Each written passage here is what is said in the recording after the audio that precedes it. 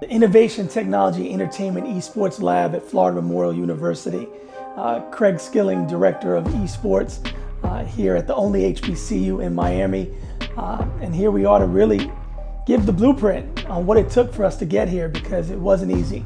It took about a year, a full academic year, but a year to be able to really say that we are now formally operating. This is much bigger than myself, but this is a blueprint that I know others can follow. Other institutions, other community schools, organizations, whatever it may be. This is something, this isn't a cookie cutter approach. What we did is really look at how can we impact our community here in South Florida. South Florida shifted after the pandemic, the COVID-19 pandemic in 2020, and really became a tech hub. And we saw that there was an opportunity to really impact our Black and brown minority community. The tech hubs and the companies were coming, but who was being left out? Who wasn't able to really be in that mix?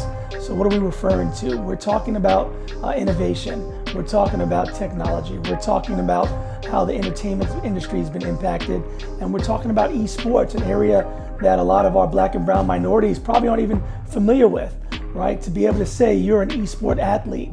Just recently we heard the Olympics will be hosting a competition in Singapore in 2023. That means that esports will become an Olympic sport eventually.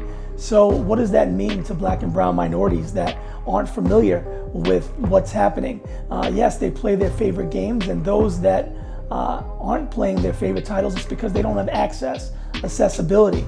They're growing up in households where they may not have a smartphone device. And if they do have a smartphone device and an internet connection, they still aren't able to afford that gamer PC, right? That large scale, that $2,500 plus PC for them to compete at the highest level. The pricing of equipment is very high. So if we can be a staple in just one community, imagine what others can be. I travel around the world and I see the amount of esports bars and the amount of arenas that are opening up. We don't have those in the inner city communities.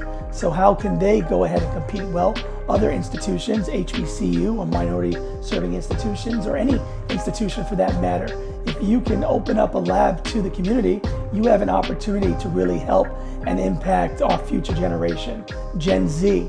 You have an opportunity to show them that esports is a way to get into tech careers through gaming. And that's what we're doing here at Florida Memorial. It's an example. And the opportunities that have been put out for our students are endless. They are now competing in titles that they can actually win prize money without any scholarship funding currently. It's very organic, very authentic, grassroots is how it's been started. The lab that we're in right now is an innovation ideation lab that we don't have all the bells and whistles, but we have something that wasn't here before and can be the start of something greater. So I'm Craig Skilling, and I'm looking forward to the future of where we're going with esports, not just here in a local market, but on a global scale. And how can we impact other communities? How can we go ahead and provide this blueprint to your campus, to your school, to your local municipality, right? The cities, the various organizations, your country, your island, nation, wherever it may be. Esports, tech, and innovation go hand in hand, and we're really ready to help you make that happen.